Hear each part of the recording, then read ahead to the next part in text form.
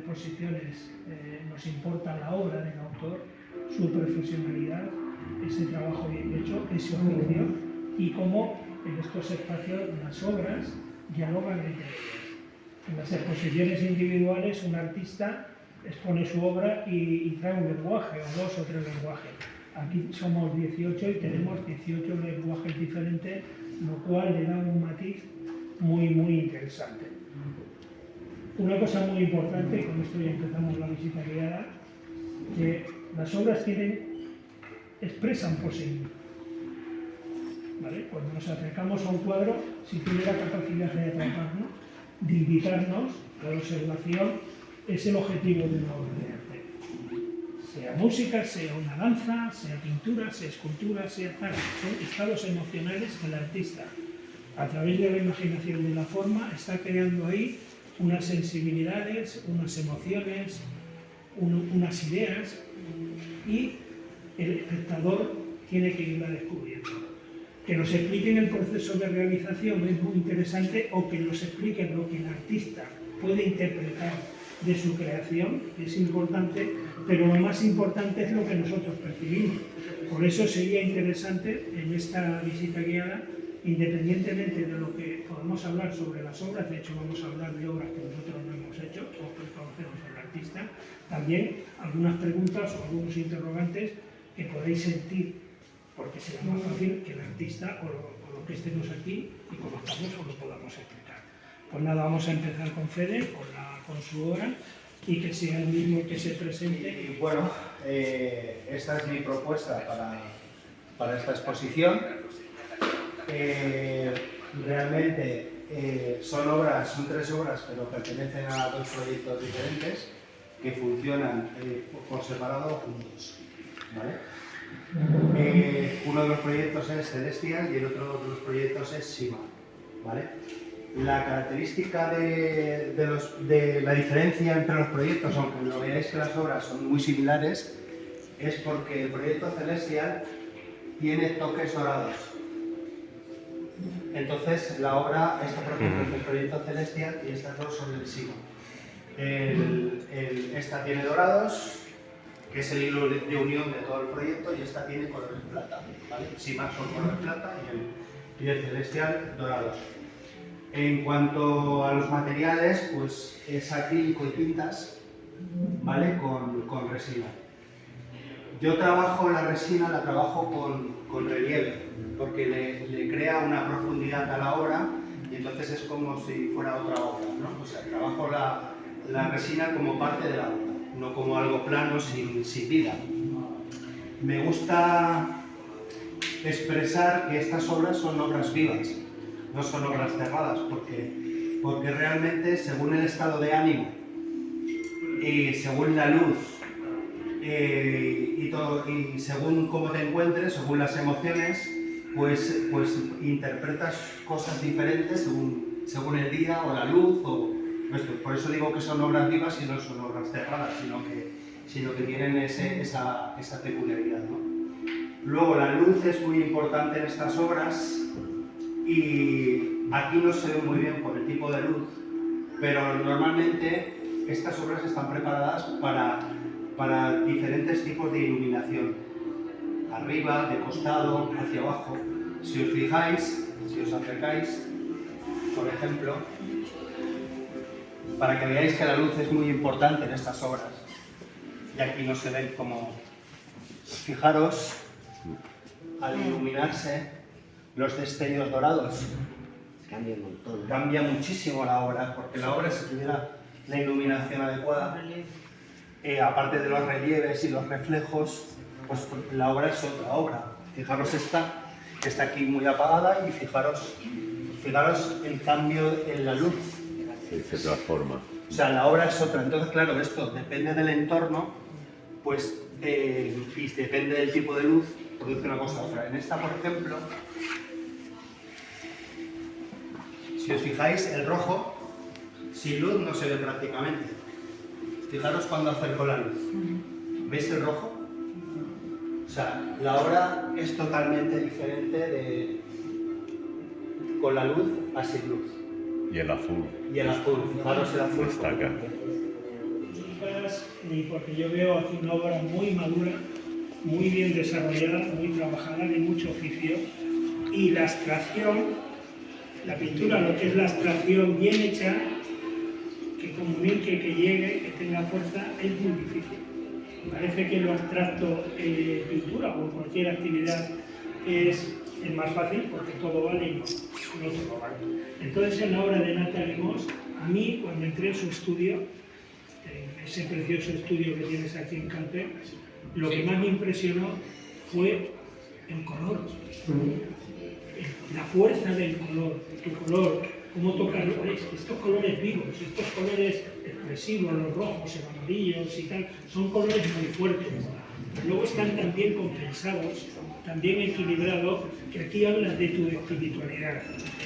Cómo haces un trabajo, como es muy interesante porque los colores tienen una simbología y tienen un significado. Un estado de ánimo, el azul habla un poco de la tranquilidad, es el cielo, ¿no? Tenemos el rojo, que es la fuerza, la agresión, el amarillo tiene sus propiedades, y cuando eso se lleva espiritualmente a componer una obra, aquí hay dos obras, estas más abstractas, aquí ya también juegas con un punto de juego, de una figuración que aquí también un poco miloniana, pero con un color, lo mismo, lo que tú interpretas es diferente, pero me parece una obra madura, muy bien resuelta y sobre todo a mí me atrapa. La verdad es que es un placer contemplar la pintura y perderte en ella, perdernos y averiguar. Te invita a meterte en ella. Cuando me refiero a un artista, también quiero hablar un poquito si es componente, pertenece al grupo Artesón. Es uno de los iniciadores de este colectivo artístico. Junto con mi hermano Miguel González fueron los pioneros de crear este grupo, donde ahí nos incorporamos otro artista, y es un pintor especial. Así hablábamos de la obra de Natalie Moss, con esa fuerza del color, cómo combina aquí José Manuel Pérez Cortijo, que utiliza la espiritualidad. Es una obra muy espiritual y nos combina como estos azules celestiales, porque es una obra bastante mística, ¿vale? Nos combina con la materia.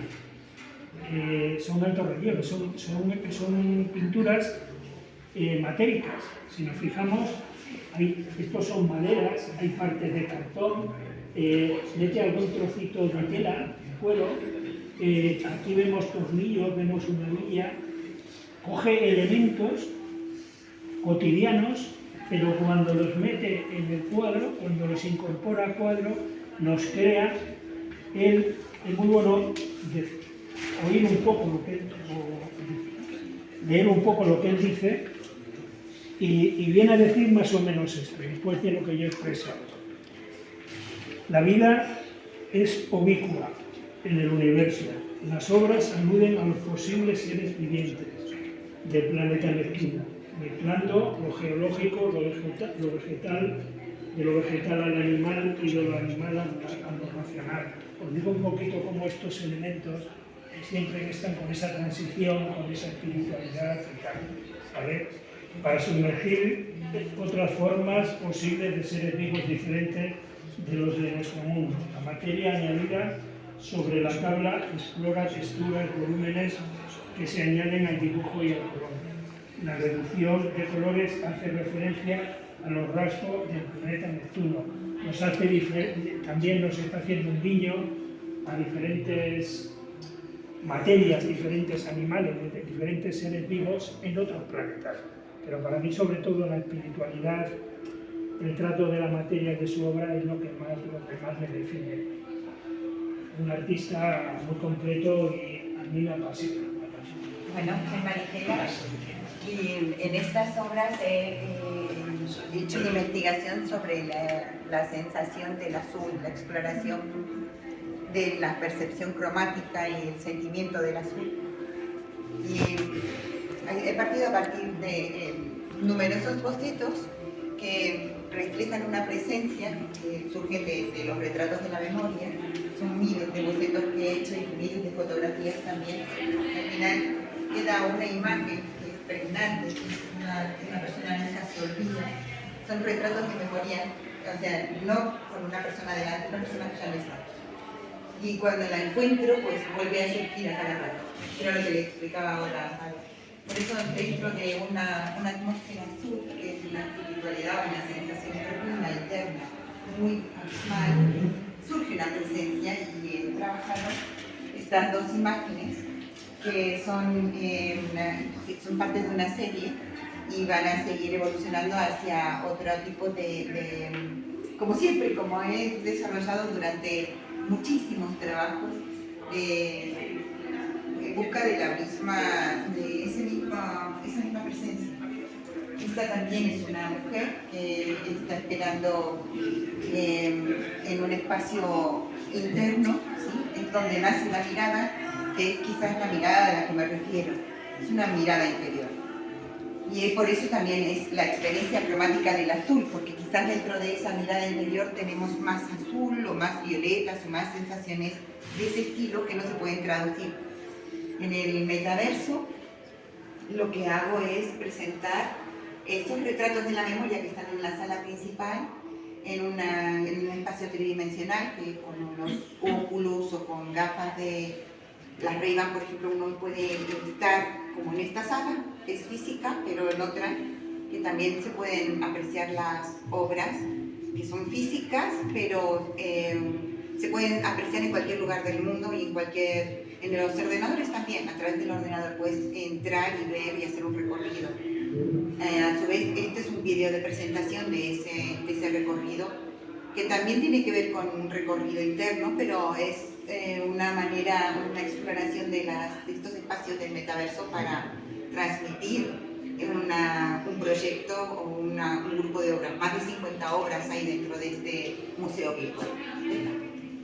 Él, por ejemplo, es un pintor, es Ricardo Fernández, de Talavera de la Reina, Toledo. Es un pintor que durante muchos años expone con nosotros, y siempre lo que me ha gustado mucho de su pintura es el juego formal, el colorido y la luz que tiene. ¿Os acordáis? Laberintos, ¿no? Laberintos de color, pero cómo la geometría se convierte en un volumen que el color nos transmite. Es un juego formal, geométrico, donde nos podemos perder, ¿no? Y sobre todo, lo que a mí me transmite es la limpieza, ¿no? Como el azul, los colores primarios, aquí los utiliza también, en fondos oscuros, en fondos naranjas, aquí con el negro, el naranja, el amarillo. Es un juego formal. Él en algunas exposiciones utiliza la instalación. De hecho, allí en el Palacio de la Mosquera, cuando hay habitaciones, lo ha hecho, y esto que hace en pintura lo hace en el suelo, con la sal, y bueno, la verdad es que es la expresión de la geometría, del color, de la forma, ¿no? Él habla de estructuras, de espacios mentales abiertos, de formas orgánicas alineadas. Nos podemos ver como cuando cogemos una regla y empezamos a hacer formas y luego tal. Pero tiene una obra como muy definida y muy personal. A mí me gusta mucho. Seguimos con Amparo, ya que está aquí. En esta ocasión, pues como podéis ver, es un juego visual que lo que invita es a la espectadora que participe de las obras, ya que el movimiento de alrededor de ellas hace que las perciba de una determinada forma o de otra. Yo pues ya llevo unos años en los que lo que era la superficie bidimensional, como por ejemplo en un lienzo, ¿no? Pues ya a mí se me quedaba pequeño. Esa superficie me pedía más. Entonces empecé a crear formas, yo a esto empecé a llamarles volumetrías, y por ejemplo, si nosotros observamos esta obra, la lectura que hacemos de ellas no es la misma. Si nuestro punto de vista es a que nuestro punto de vista sea más frontal o nos vayamos más hacia la derecha.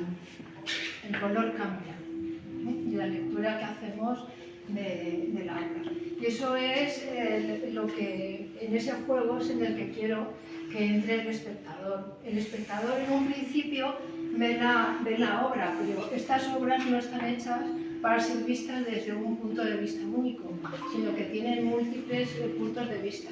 Por lo tanto, aquí lo que estoy combinando es un lenguaje pictórico junto con un lenguaje escultórico, porque el volumen es importante para que se produzcan estos cambios. Y somos muchos, creo yo, los artistas que ya no creemos en esa diferencia rígida que se ha establecido durante mucho tiempo entre la pintura y la escultura. Acabamos de ver la obra que nos ha explicado Luciano y, si os dais cuenta, está combinando pues, características de la pintura, elementos absolutamente pictóricos, junto con lo que podríamos llamar elementos escultóricos, porque es que desde que llega el collage, esa división ya se rompe. Entonces lo que pasa es que la obra se convierte en una entidad propia en sí misma. De estas obras, en mi caso desde luego que no se pondría un marco, pero el marco ahora sí que lo utilizamos para proteger la obra, pero en realidad el marco viene de ese marco de una ventana para ver a través de él. Es decir, que la pintura desde el Renacimiento lo que ha pretendido, y mucho antes, ya lo vemos en el arte romano, en los vestigios que quedaban, por ejemplo, en Pompeya o en Herculano, lo que quería el artista a través de la pintura era disolver el muro, que tú no vieras, sino que vieras a través de él. En ese sentido, engañar al espectador. Una obra, pues cuanto más realista es, más ilusionista es. Y luego el arte, pues el arte siempre habla. Y cuanto más abstracto es, más habla sobre sí mismo, sobre su propio lenguaje. En estas obras de aquí, pues el juego que le propongo al espectador, pues aún es mucho más dinámico. Y procuro colocarlas de forma que cuando llega el que va a ver la obra, pues se encuentra con ese cubo que ya está prácticamente reconstruido. Este no, y entonces le llama la atención y se acerca. Y es en este punto cuando se reconstruye. Por eso pongo esos espejos para crear ese juego visual. Y en este caso yo prefiero que cuando venga el espectador por aquí se encuentre con un cubo rojo y que ya cuando camina descubra y vea pues, todas esas otras lecturas que represento. Si viene por aquí, pues el primer cubo que recompone es este y luego se va encontrando pues, con los demás elementos. Si queréis preguntarme algo, para mí el color desde luego es muy importante, es vital. Yo no puedo decir que mis obras sean más escultóricas que pictóricas. Si os dais cuenta, pues la lectura que hacemos del color de esas obras que están en la pared es muy diferente si las estamos observando desde aquí, a que si caminamos, y la obra es que va cambiando. Se mueve. Son otras obras, o sea, la lectura que hacemos es completamente distinta hasta venirnos a él. Bueno, os hablo un poco de mi obra.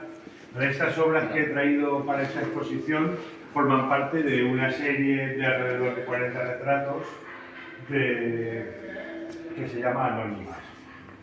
¿Vale? Esto nos podemos remontar hace muchos años. Tenía un amigo escritor y yo muchas veces quedábamos para tomar café y nos sentábamos en una cafetería y nos dedicábamos a explorar a la gente, ¿no? A un poco a investigar y a sacar, a prejuiciar. Al final era prejuiciar y nosotros sacábamos nuestras propias conclusiones, simplemente con el aspecto de la gente tomando café, tomándose, o sea, en su día a día. Nosotros intentábamos adivinar esa gente a qué se dedicaba, de dónde venían, qué podían ser, ¿no? O sea, mujeres, hombres, niños, niñas, y nosotros nos montábamos nuestras historias. Y entonces, muchos años después, yo ya empecé a hacer retrato formato grande y como muchos artistas empecé a hacer los típicos retratos de famosos, de músicos, de cine, etc, etc. Y justo vino la pandemia y empecé, ahí tenía una propuesta para una exposición, hice un cambio y decidí volver, o sea, de alguna manera me volvió la idea de la gente anónima, de la gente que no sabemos de dónde sale, de dónde va, de dónde viene ni a qué se dedica. Entonces, eso quise aplicarlo un poco a los sentimientos. Y empecé a hacer este tipo de retratos. La cuestión está un poco el juego entre el espectador y la obra. Se trata de que cada una de ellas nos cuenta una historia, no sabemos de dónde vienen, de dónde van, sí que sabemos en este caso, estas tres que he escogido son mujeres, generalmente solo pintan mujeres. No sé por qué, quizás porque sean expresiones más amables, porque no sean, no sé, por un acto un poco reivindicativo de la imagen de la mujer. Y entonces cada una de ellas la he puesto en una situación a la cual yo he dado un título, pero que el espectador tiene que imaginar. Al final el juego se trata de que el espectador imagine la vida que hay detrás, ¿vale? A través del título. Y eso es un poco la idea de las obras del proyecto de Anónimas. Él es un pintor que se deja guiar por sus instintos, es lo que me ha contado a mí. Y él narra muy bien su obra porque utiliza materiales que tiene a mano, muy a mano. Utiliza betún de Judea, mercromina, o sea, es muy anárquico en ese origen. Y crea siempre, dice que en esa inspiración él crea, para él el origen es este círculo, ¿sí? Que muchas veces lo relaciona con un óvulo y y el engendrar, ¿sí? Hay un espermatozoide clarísimamente, y en el caos que hay, cuando surge toda esa energía de la génesis de una obra. Y es toda su pasión por la pintura, es todo alrededor de esta visión, ¿sí? Y la vemos claramente. Creo que nos inspira muchísimo de ir hacia el centro o a ir hacia el origen. Es muy bonito. Ahí en ese cuadro hay como un bebé, como un feto, ¿vale? Sí, es verdad. Aquí está digamos, el inicio de la vida, sí. Y luego cómo se va transformando, pero como energía. Vamos a hacer estas dos esculturas que le conocemos desde hace tiempo. Él tiene él tiene su residencia en Madrid. Y yo siempre he comentado su obra porque él trabaja mucho el hierro, me parece como si fueran fósiles, ¿vale?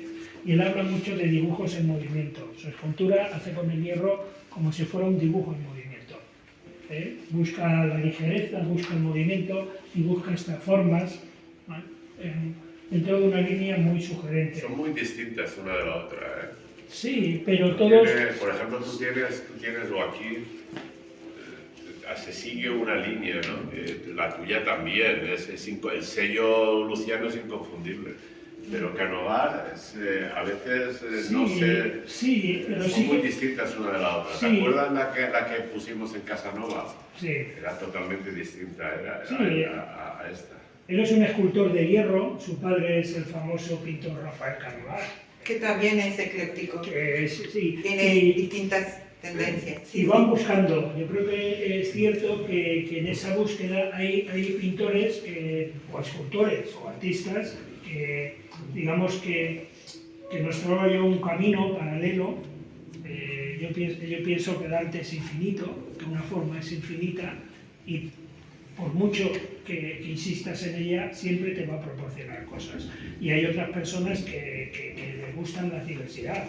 Hacen una determinada forma y pasan con la materia a hacer otras cosas, que aunque a lo mejor, aparentemente, por lo que yo conozco su obra, sean distintas, pero yo creo que con el tema de la ligereza, del movimiento, de las estructuras óseas, que parece como si estos esqueletos los encontráramos, ¿vale? Y forman una danza, un juego de clavos, pues bueno, es su gusto.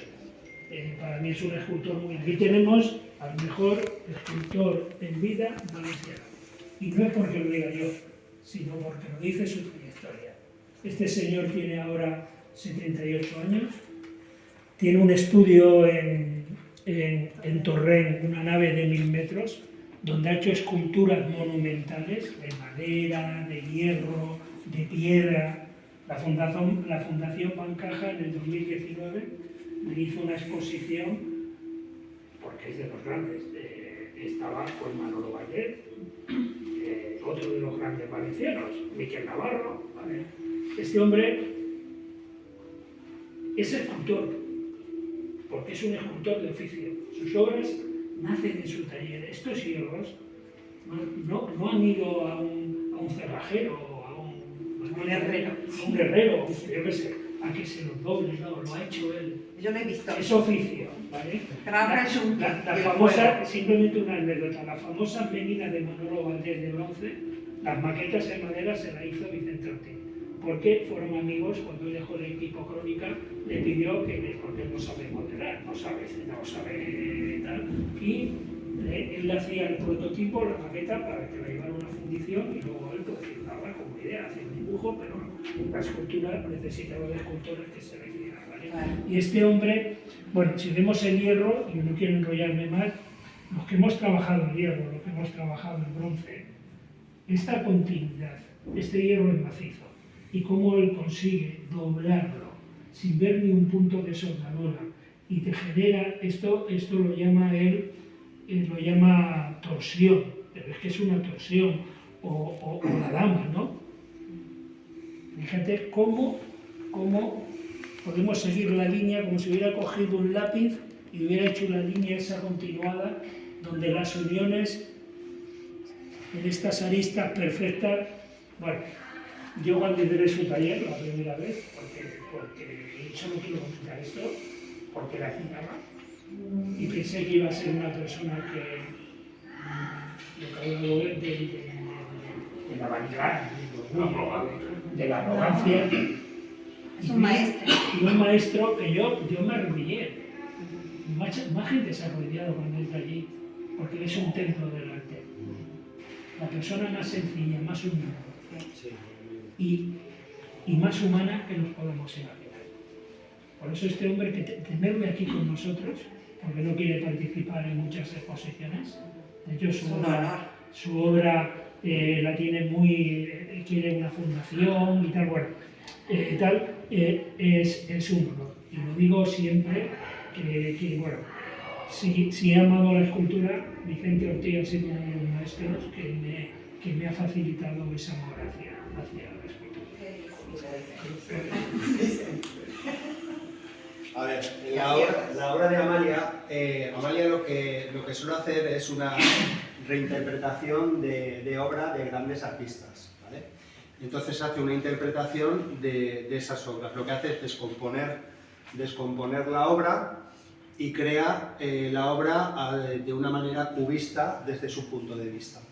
Entonces utiliza estos colores tan pastel. En sus obras suelen ser colores así muy dulces, suelen ser colores muy pastel, y principalmente es lo que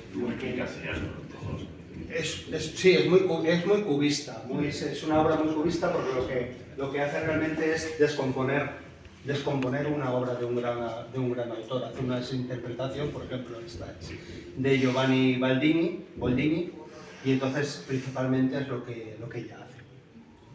Sí, es muy interesante, porque cuando ella lo comenta, perdona Fede, Sí. es cuando miramos la obra en la que ella ha interpretado, pues normalmente suelen ser grandes clásicos, pintores muy clásicos, muy barrocos, coge una pintura muy figurativa, muy bien hecha, y como ella, con el trazo, con la línea, con el boceto, con las formas geométricas, desconfigura la figura. Es una desconfiguración de la figuración y nos crea una abstracción, pero luego la volumetría se lo crea con el color y utiliza estos tonos más pasteles, más suaves, porque precisamente también crea una armonía en la composición. ¿Os imagináis en estas tonalidades? Ella juega con su paleta de colores. Eso me lo ha explicado muchas veces, que esto fueran los rojos, los que está utilizando, por poneros un ejemplo, el pintor Ricardo, ¿vale? Colores, digamos, primarios, fuertes. La paleta de Amalia claro, es esta. Pero generaría una volumetría, una profundidad que no tendría la belleza y la armonía cromática que tiene este juego que son siempre tonos no Muy puros, pastel, son sino tonos muy pastel. eso, mezclado, Son tonos muy pintura, pastel. pintura suavizada, mezclada, morados, estos verdes apagados, estos cremas, los naranjas, A mí me parece vibrante, dentro de una frecuencia casi melódica. Sí, sí, diría. Sí, es muy como melódica, notas muy musicales, armónica. Diría como que notas es casi musicales como- con color. Muy armonía. Exacto, es como la música que emite La música el del cuadro, color. la que ella escucha. Ella le gusta poner una fotografía, que lo ha hecho en algunas exposiciones, de la obra que se ha basado, porque se ve una descomposición, una originalidad, porque desconstruir, para desconstruir bien, hay que saber construir. No se desconstruye y que te quede bien la cosa. Es lo que dice Luciano, al final lo que cuenta es el cuadro. En este tipo de escultura, yo lo puso en la Diana, ¿vale? Él es un escultor ceramista y me sorprendió porque me pareció una obra muy actual, muy moderna, en un momento social donde estos personajes que están dialogando, que se crean puntos de diálogo, de conversación o de no conversación. Es muy interesante porque lo he explicado en algunas visitas que haga, ver los gestos. Aquí, por ejemplo, esto que tiene Maya, cómo hay un aislamiento, estas dos figuras un poco que se aíslan del resto, el que se sienta, el que mira, crea este diálogo social o no diálogo social, un poco la diversidad social. El material es muy interesante porque es un gres cemento, que es una forma de cerámica endurecida, ¿vale? Pero que sacan nuevas pastas de cemento que da un resultado muy interesante. Y la verdad es que ha creado aquí un conjunto de obras, a mí me llama mucho la atención. Muy interesante. Sí, que te provoca, que Sí, te sí. incita hay un al guiño a diálogo, la sociedad, ver, ¿no? No te tratar de deja entender. indiferente la obra. No, te hace participar, Etapa. a mí me la contó. ¿Qué es esto? Una paranoia, me dijo. Una paranoia. ¿Y qué significa paranoia para ti? Pues vuelcas todo lo que tienes dentro y te quedas bien. Entonces, aquí vemos en este de aquí que hay recortes de periódico hechos pequeñitos y encima tiene esa búsqueda de símbolos por encima de palabras, ¿sí?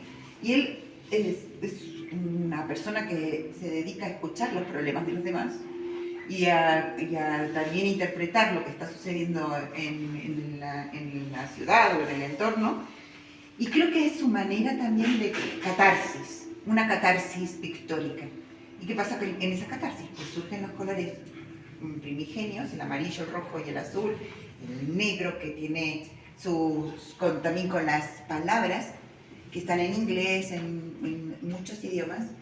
Y aquí ya las palabras, en este debe haber sido primero y este después, en este ya la palabra y tiene más soltura, ella hace un gesto sígnico, hace signo. Cada letra es un signo y esta está más suelta, ¿lo ven? Ahí, chup, chup. Este tiene más soltura y más velocidad de ejecución. Son dos paranoias para él, se ha dicho. Y los títulos son Paranoia, y Paranoia. Sí. Digo, a ver, si no era el título, pero sí, es una paranoia productiva, fructífera, Bueno, colorida. Chimo, aparte de ser un buen pintor, la abstracción es muy difícil y sobre todo crear lenguajes de comunicación como él crea. Sí. Él también está muy implicado dentro del mundo social. Él es profesor de Derecho en la Facultad de Valencia y abogado. Yo escucho muchas cosas. Entonces, comento que en su obra vamos a ver mucha crítica social, mucha imagen. Su obra lo hablábamos muy simbólica. En la época, por ejemplo, tiene esa abstracción, en la abstracción cuando es bella, sobre todo la composición del color. Yo cuando miro la abstracción digo, jolín, los mensajes que quiere dar están armonizados con las pinturas. Hay armonía, ¿vale? Es una obra que te atrapa verla. Y yo creo que eso es lo bonito, ¿no? Que una composición de color sea armónica y que nos esté dando un mensaje abstracto donde nos invita a la imaginación imaginativa, pero que al mismo tiempo la obra en sí tiene un empaque, una fuerza. Bueno. Y Cilia. Ella viene a esta sala con una sensibilidad que creo, según lo que yo intuyo, proviene de la naturaleza, ¿sí? Y del crecimiento y la evolución de la naturaleza. Pero en esos bosques que ella se crea, se atrapa algo y que hay una persona, pero no sabemos si es una persona humana o es un duende o un espíritu. ¿Ves? Hay un espíritu y hay un espejo. Y ese espejo también nos devuelve a nosotros mismos. Sí, entonces el tema es que nos atrevamos a meternos dentro de sus esculturas, que si fuera más grande se nos metería dentro y caminaría por allí, porque es como entrar dentro de un bosque que, fíjense, tienen estos movimientos, ¿no? Y eso pasa en la naturaleza, en las enredaderas, en las plantas, se crece de otra manera, va haciendo así. Pues ella interpreta eso. Sí, y los duendes y los espíritus del bosque, espacios mágicos. Para mí es una sensibilidad muy asiática. Claro. Es una sensibilidad muy fina, muy delicada, donde cuida el detalle a la mínima expresión. ¿Pero qué dices, que hay un duende ahí dentro? ¿Sí? ¿No lo has visto? Sí, lo he visto. Pero Un hada. Un hada. Un hada. Vale. Sí, a ver. Sí. Está helada y casi el retrato de uno mismo. Claro, estamos Formando parte de ese túnel boscoso, ese follaje junto tal cual. con el hada. A mí la verdad es que me impresionó porque es original, pero sobre todo es esa la sensibilidad que irradia Cilia, que tiene ese matiz asiático de comunicación con la naturaleza, de ese follaje y todo esto me gustó. Sí, es un guiño a la naturaleza, además con una armonía, porque aquí tenemos esto que puede ser un instrumento musical, como si el propio árbol nos estuviera generando un sonido, ¿no? Sí. Está cascado con el alambre, ¿no? Sí. Exacto. Parece como si fuera un trombón. Y aquí también hace así Sí, y hay se un vuelca. Es muy bonito el movimiento. Ella es también miembro del Grupo Artesón, lleva varios años con nosotros y ella es diseñadora del grupo. También Fede es diseñador y miembro del Grupo Artesón, como lo he dicho antes. Muchas de nuestras exposiciones, los catálogos y lo que son los carteles y el diseño gráfico está hecho por ella. Y aquí nos presenta una obra que, si estábamos hablando de la naturaleza y del ser humano, aquí en la obra de Paula Pupo, ella es diseñadora, es fotógrafa, es pintora, pero aquí vemos que en estas pinturas cómo nos puede jugar, que a veces vemos como si fueran composiciones que tienen un guiño al diseño, ¿vale? Tienen un guiño a la fotografía y tienen un guiño al dibujo, pero donde la mujer en determinadas facetas con el rostro, como la naturaleza o el mundo natural, las hojas, esa especie de lechuga o de hojas que tiene ahí formando y tal, o esas otras flores, combinan una obra muy interesante, muy expresiva. Sí, aparte combina fotografía, diseño digital y tinta china. Sí, yo yo lo digo, que recuerdo que lo leí, es tinta china lo que sí. hay una mezcola. El dibujo con tinta china, la imagen digital, que luego está, y luego la fotografía a lo mejor con elementos incorporados, como puede ser lo vegetal, lo que vemos, las hojas, las flores, los lirios. Los elementos vegetales están incorporados a ese dibujo, ¿no? Y lo femenino también. Claro, sí. Parece ser que sí, estamos relacionando unas con otras y parece ser que la esencia femenina provenga de la naturaleza, lo interpretemos así. Alexandra. Perdón, Radio, ella siempre habla que su obra es lo que llama ella el surrealismo dorado, ¿no? ¿Por qué el surrealismo? Porque ella piensa que cuando conoció la figura de Dalí, que es uno de los artistas que más influye, y cuando vemos su obra, los elementos que incorpora, que también es muy onírica, por ejemplo en esto vemos como la máscara, la noche, las estrellas. Aquí vemos un objeto que puede ser Un tren que cae del cielo. Sí, algo que viene, ¿no? Y luego el tema del dorado, digamos que son obras, ella también utiliza el elemento matérico para incorporarlo y trabaja, está en esa línea de trabajo que ha viajado. Ella tiene una galería en Valencia, que es la Galería History, que la lleva con su madre, una galería que os invito a ver, la verdad. Está moviendo el arte en Valencia extraordinariamente y ella últimamente está viajando mucho por el mundo, donde va a hoteles Muy activa. y realiza obras directas y este surrealismo dorado, pues que suele utilizarlo en sus cuadros, no en todos, pero en la mayoría. Bueno, Quique Gordillo, la piedra, que no le gusta decir el mármol, porque piedra es... El mármol es piedra, pero no toda la piedra es mármol. ¿Vale? Entonces sus piedras, está por ejemplo esta obra suya que la llama la luciérnaga, suele tener luz. Hay una luz que Se lo llevó, le pone la luz en el culo, le pone la... Sí. Y esto está hecho en alabastro. El alabastro es Tocando, blanda, porque la sensación es... De hecho, él dice, lo suele hacer él, que era su luciérnaga, porque cuando se fue a vivir a la Diana, y yo en Gredos, nos guardábamos las luciérnagas, en verano, en los huertos, las casas tenían huertos y estaban las paredes, los rincones llenos de luciérnagas. Nosotros las cogíamos y las metíamos debajo de la cama y de niños, claro, apagábamos la luz y las veíamos iluminadas. Y hoy ahora se ven pocas, ¿no? Pero él, cuando se fue a la Diana, que vive en una casa del campo de la Diana, también vio las luciérnagas y ella quería que esta luciérnaga también escuchase música. Le gusta la música clásica y por eso quiso idear estos cascos hacia abajo. Conociendo aquí seguro que será rock más que música clásica. El tema de Quique Gordillo, él es un cántabro, porque nace en Pedreña, que es un pueblo muy bonito de Santander. Ahí se coge el barco para ir a cruzar la bahía de Santander, pero sus padres se vienen a la Comunidad Valenciana y ya desde joven está en la Comunidad Valenciana. Bueno, hizo muchas cosas y llegó a la escultura.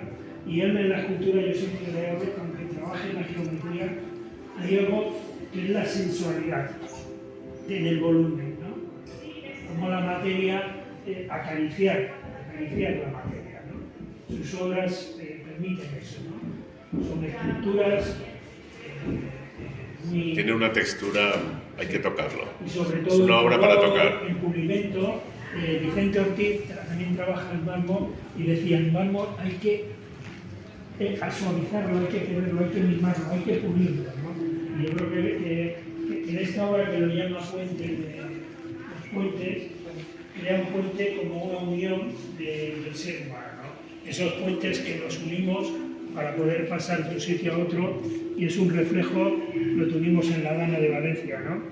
Cómo cruzar un puente en unión para resolver conflictos. Aquí esta estructura que la llama puente de... Yo lo he llamado puente de la humanidad, pero bueno, él lo llama puente. Siempre una obra muy atractiva. En la obra de mi hermano Miguel, él siempre trabaja mucho, él lo llama una obra expresionista, un expresionismo. ¿Por qué la palabra expresionista?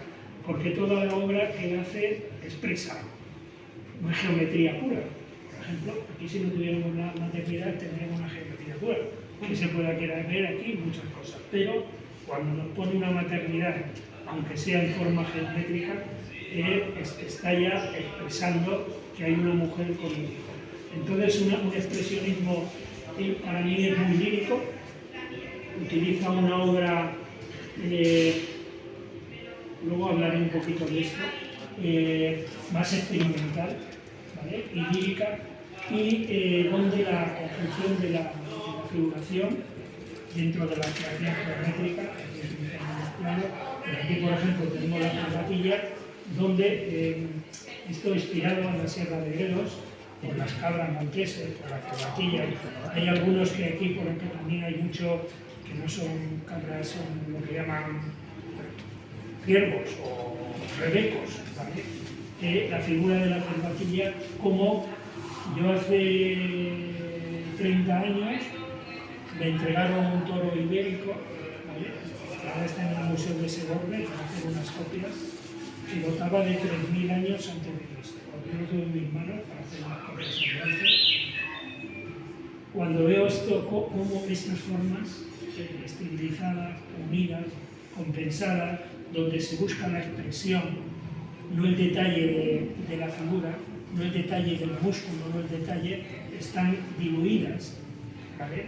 Pero eso le da un movimiento, le da otra cosa, a que le guste o no le guste. Y yo tenía ese tónico ibérico y veía esas piernas y la fuerza de los cuernos y la cabeza con una simplificación formal y lo expresaba todo. Es como el elemento de quitar cosas a veces suma en la expresión de la figura. Y eso lo hace mi hermano Miguel, la danza. Hay algo en la escultura que yo creo que marcó el inicio del siglo XX, ¿vale?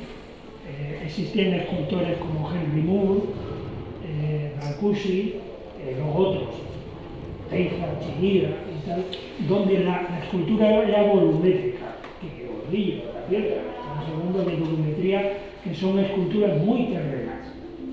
Vicente Ortiz no tanto en el hierro, ella busca la ligereza, la soltura, el movimiento, pero sin embargo la obra de piedra suya, o la obra de madera, es buscar, ¿por qué me quiero hablar de todo esto?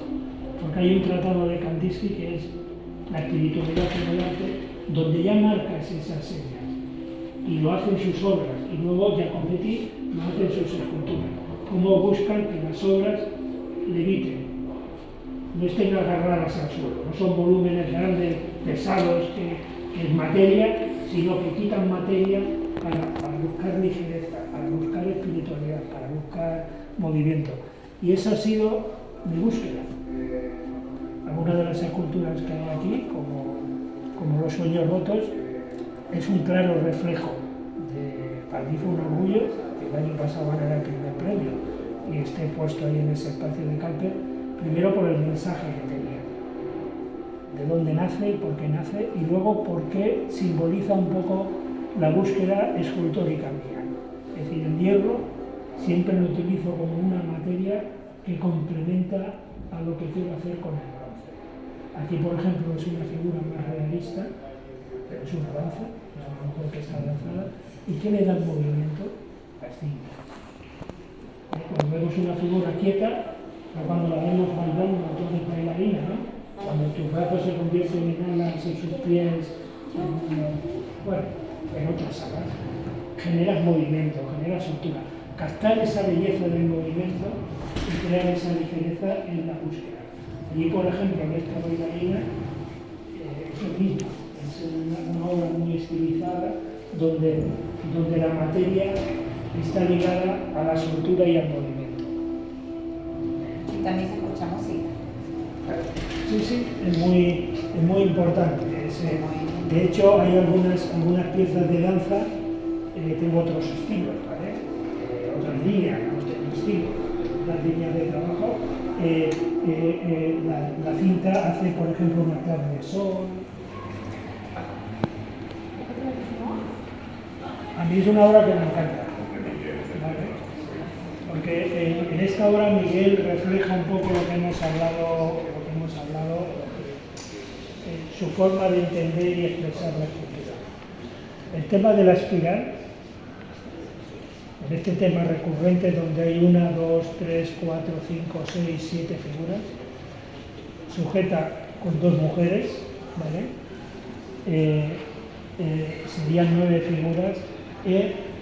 Siempre la espiral genera el principio de las cosas. El universo se genera en una espiral, en forma de espiral. Digamos, la aparición de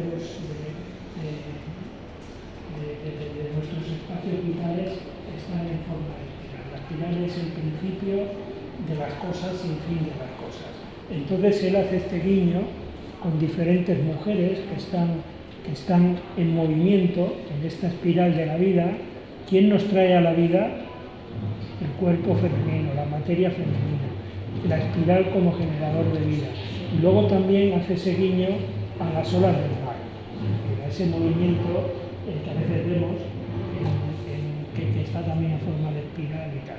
Y bueno, es una abstracción expresionista y bueno, donde combina la madera, la plancha de hierro, el acero corten con el bronce patinado. Una obra muy redonda. Y bueno, esta escultura mía, que la aprecio porque es un homenaje a la mujer. Y bueno, ahí a la mujer la pongo en su azotea, ¿no? Cómo está en un universo suyo creado y cómo se siente orgullosa de sí misma. Es como la reivindicación, ¿no? Aquí estoy yo, soy mujer, estoy con mi luna. Luna es un guiño a Venus.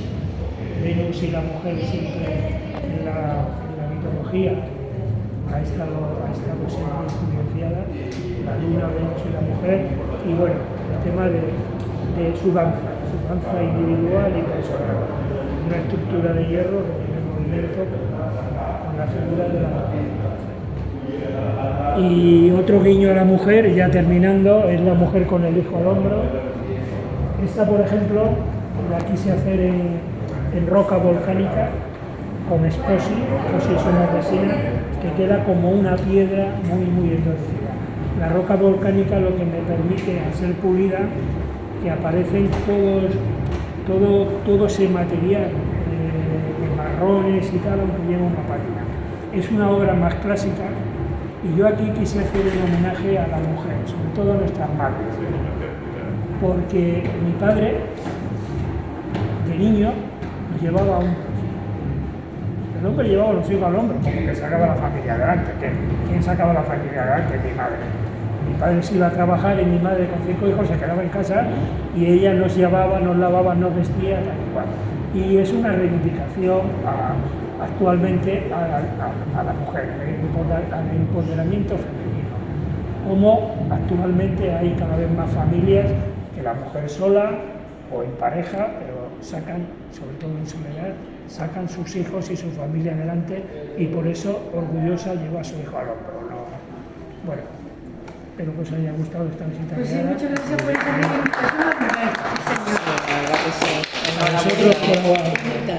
Enhorabuena. Pues sí, enhorabuena. Me ha encantado venir a verlo, ¿verdad? Sí.